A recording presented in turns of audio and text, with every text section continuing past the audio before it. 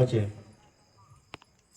त्यांचा 60वा वाढदिवस आहे. ते तुमचे आमचे मित्र भानुदासजी सावंत साहेब यांच्या वाढदिवसानिमित्त उपस्थित असलेले आमचे मार्गदर्शक खरेदी विक्री संघाचे माजी व्हाईस चेअरमन हनुमंतराव खबाले बापू, त्याचप्रमाणे खरेदी विक्री संघाचे व्हाईस चेअरमन व ढोरोशी गावचे लोकनियुक्त सरपंच आदर्श सरपंच आमचे मित्र महेंद्रजी मगर, आमचे गुरुवर्य सावंत गुरुजी, संजय गाडगे सर, आपल्या समाजातील ज्येष्ठ नागरिक अडसोळी गुरुजी, अडसोळी सर, त्याचप्रमाणे भारतीय बौद्ध संघाचे सातारा जिल्हाध्यक्ष कुमार सुर्वे सर, तालुका अध्यक्ष आमचे मित्र राहुल रोकडे, इथं उपस्थित सर्व आमचे माने सर असतील, भंडारे सर असतील, तुमचे पत्रकार असतील, राजाभाऊ असतील, दुसरे माने सर असतील, सर्वच उपस्थित सर्व आमचे ज्येष्ठ आहेत. किंबहुना मला असं म्हणायचे की आम्ही इथं बसलोय, आमच्यापेक्षा तुम्हीच ज्येष्ठ आहात. इथं सगळेच गुरुवर तुम्ही इथं बसण्यासारखे आम्ही इथं बसण्याची लायक नाही, तुम्हीच इथले बसण्याची आहात. सर्वच गुरुवर आहे. ज्यांचे सत्कार झाले ते सर्वच, ज्यांचे सत्कार न झाले सर्व माझ्या माता भगिनी आणि लहान मुलांना सर्वांना नमस्कार. खरं तर किशोरजी तुम्ही आमचे मित्र किशोरजी गरपडे ज्यांनी सूत्रसंचालन केलं, तिथे एवढे चांगले गुरुजी, सर्व गुरुजी वर्गात माने सर आहेत, किशोरजी आहेत, भंडारे गुरुजी आहेत. ह्यांची भाषणं ऐकली तर मला वाटतं मला काय बोलताच येणार नाही. पण भानुदास सावंतांचा वाढदिवस मला वाटतं दुसरी वेळ माझी इथं वाढदिवसाला यायची साहेब, त्याच्याही पेक्षा चांगला उत्साह ह्या वाढदिवसाला दिसतोय. ह्याच्यावरून आपल्याला लक्षात येते भानुदास सावंतांचं कार्य किती मोठं असू शकतं. भानुदास सावंतांना आम्ही विक्रमसिंह पटणकर दादा यांच्यामुळे आम्ही जोडले गेलो, आम्ही एकत्र आलो, काही गोष्टीत आम्ही एकत्र काम केलं. तुम्ही टाइम थोडा दिलाय पण मला थोडंसं जास्त बोलावं लागेल. भानुदास सावंत हा एक सच्च्या हाडाचा कार्यकर्ता आहे. मी जवळून पाहिलेला कार्यकर्ता आहे. कोणतेही तुम्ही काम सांगा, कारण आजपर्यंत मला कधी त्यांच्याकडनं नो आहे म्हणून कोणाकडे आलं नाही, किंबहुना सत्तेची दादांना कधी नाही म्हणून आलं नाही. परिस्थिती कशी असो पण ते काम पूर्ण करणार आणि तोच विश्वास दादांचा त्यांच्यावर आहे. म्हणूनच ते डबल खरेदी विक्री संघावर डबल संचालक म्हणून निवडून गेले. मला आठवते सुरू साहेब खबाले बापू व्हाईस चेअरमन होते, त्यावेळेला संचालक होते भानुदास सावंत, महेंद्र मगरजी होते. आमच्या योगात 3-3, 4-4 संचालक होते. नंतर निवडणूक आली, सगळ्यात पहिलं जर नाव कुणाचं लिहून गेलेलं असेल तर भानुदास सावंतांचं लिहिलेलं होतं. दादानी सांगितलं की भानुदास सावंत सोडून दुसरं कोण द्यायचे ते सांगा. महेंद्र मगर नकोच म्हणत होते, पण त्यांनाही म्हणले तुम्हाला घ्यावं लागेल. बापू म्हणले मला थांबू द्या, मग दुसऱ्यांना द्या. एवढं प्रेम नेत्यांचं भानुदास सावंतांचे होतं. हे प्रेम त्यांनी कमवलंय, ते कष्टानं कमवलंय. काही दिवसापूर्वी आम्ही एखाद्या संघटनेमध्ये प्रवेश केला, संघटनेच्या प्रमाणे आम्हाला काम करावं लागलं.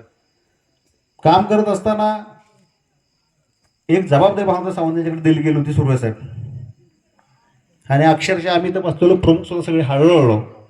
भानुदास सावंत रात्रीच्या 9:30 वाजता एसटीने तिथे गेले होते आणि ते काम पूर्ण करून येत होते, आणि त्याचा 9:30 वाजता आम्हाला फोन आला तर माझं काम पूर्ण झालेलं आहे. असं आजकालच्या जगामध्ये काम करणारा कार्यकर्ताच नाहीये. पण ही त्यांना शिकवण मिळाली कुठून? तर मी खरोखर बघतो, मला हेवा वाटतो. मी एका समाजातला जरी असलो तर खरोखर मी बौद्ध समाजाच्या ज्या वेळेला मिटिंगला येतो मला हेवा वाटतो. माझे इथं गुरुवर आहेत, गौतम माने सर असतील, ते माने सर असतील, भंडारी गुरुजी असतील, गायकवाड गुरुजी असतील, हे चांगले भंडारी गुरुजी आहेत, सर्व चांगले ठिकाणी आहेत. पण समाजासाठी जो धडपडतो त्याच्यासाठी रात्रीच्या 12 वाजता सुद्धा येणारे जे समाजामध्ये कुठं असेल तरी बौद्ध समाजामध्ये आहे, हा मला अभिमान वाटतो. बरोबर मी पाहतो तुमच्या 2-3 मिनिटं म्हणलं आमचे माने साहेब तर नवीन आलेत, 2-4 वर्षापासून ओळख आहे, PSI झालेला माणूस. पण कुठेही तुमची सभा असू द्या, समाजाचा कुठला कार्यक्रम असू द्या, ही तुमची प्रतिष्ठित मंडळ आहे.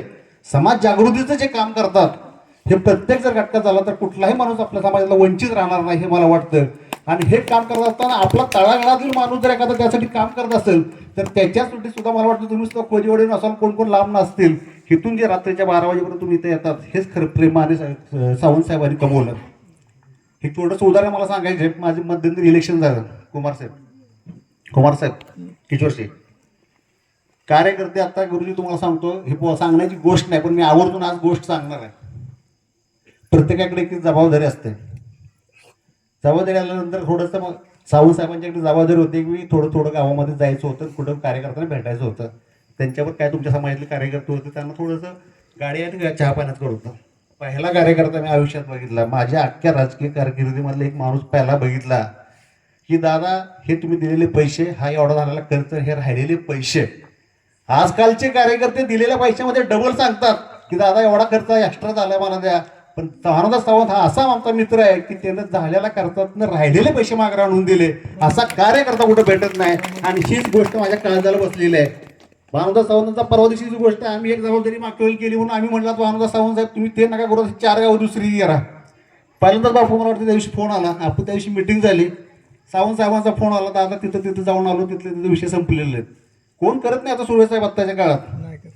ही गोष्ट आहे त्यांची एकनिष्ठ असणारी पाटणकर साहेबांच्यावर असणारी एकनिष्ठ आहे आणि पाटणकर साहेबांना त्यांची जाण आहे.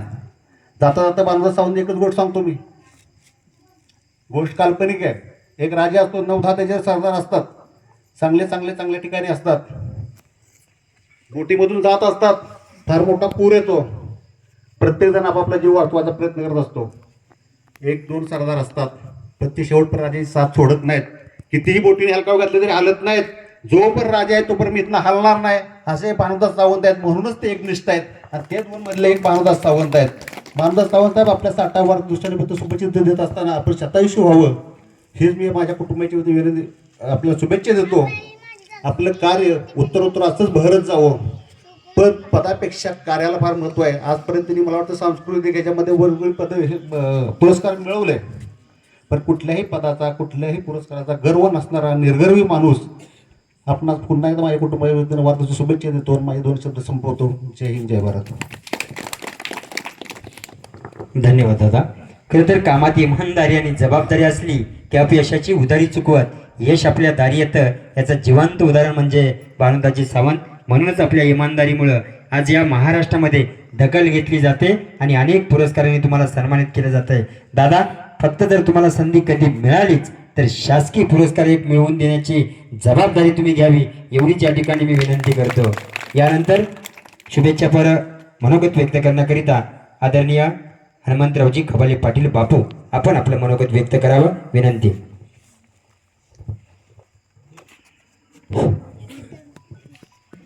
प्रथमतः छत्रपती शिवाजी महाराज,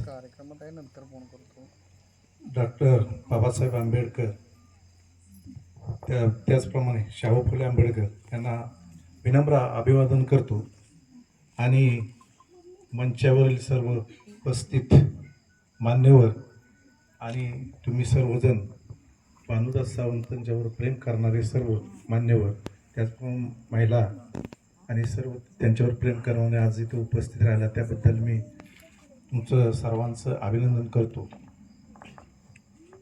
आज भानुदास सावंतांचा वाढदिवस.